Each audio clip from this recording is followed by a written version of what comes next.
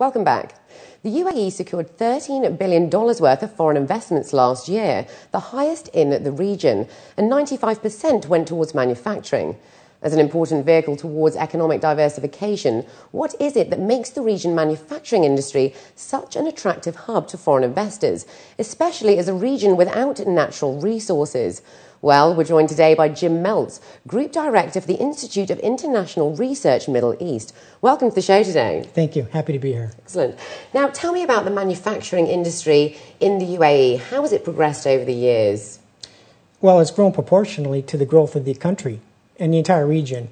I think it was the last 7 years, more than $130 billion have been invested through direct foreign investment for the manufacturing. So on a global scale, that is substantial. Yeah, that's incredible. So, I mean, over the past 7 years, it's attracted 155 different projects. It's delivered, $17.3 billion US. I mean, what makes it such an attractive hub? Well, I think we have to go back to the beginning and we have to look at the government. The government has a strategy, which is their Vision 2030. And as they diversify away from oil and gas, they're investing more in various different sectors, manufacturing being one of them. So they've recognized this. They've invested an awful lot.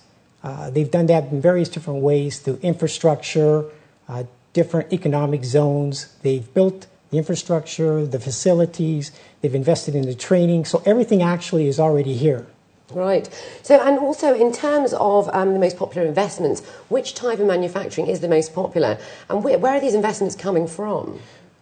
Well, I would say the top sectors currently would be metalworking, woodworking, there would be surface finishing, tools, and welding. And I would say the majority probably is coming currently from Europe. So do you think that the country needs to actually sort of go into the manufacturing sector, given that it doesn't have, many resources, so to speak? Oh, absolutely. Not only has the government invested an awful lot of money in the infrastructure in the economic zones, such as the Zones Corp would be a good example. They have the international cities of Abu Dhabi 1, 2, 3, 4. They're divided into various different sectors. We've all heard about the free trade zones. We have those all the way over. Abu Dhabi Ports Company is currently doing the Tawil Port Project, which will be huge and will encourage further investment. But you have the government investment. Then I think we have to look at the strategic location of the Middle East. And on one hand, we have the world's biggest manufacturing country. And on the other hand, we have the world's largest purchasing country. And we are strategically placed between them. Whereas in the past, manufacturers would look at maybe Asia to keep costs down. They're having problems. They don't have the infrastructure. They don't have the government support. Also, they're looking at manufacturing takes storage, packaging, shipping, lead time. So I think when you look at the government, the investment, as well as the strategic location, it makes this region very attractive for manufacturing. Now, you're the Exhibition Group Director for MEMEX. What can we expect this year? Well, I think it's important when we talk about MEMEX to first announce that once again we're partnering with the Department of Economic Development, the DED, and that's critical because the DED actually has to implement the 2030 vision of the government. So they're very strongly behind manufacturing. MEMEX is going very well. It's in 6 weeks. The show will be approximately 40% larger than previous. We're looking forward to welcoming over 100 companies from 20 different countries, making MEMEX the premier event for global sourcing for the region of manufacturing.